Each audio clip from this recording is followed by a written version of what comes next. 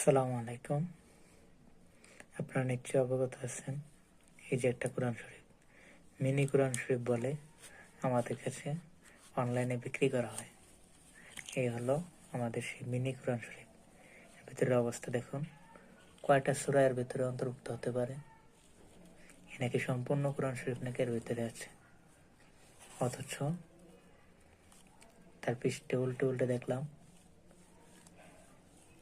এই যে সূরা বাকারা আছে, সূরা আলে ইমরান আছে, তারপরে বিশাল এক অংশ নাই। তারপরে সূরা হুজুরাত থেকে শুরু করছে, তারপরে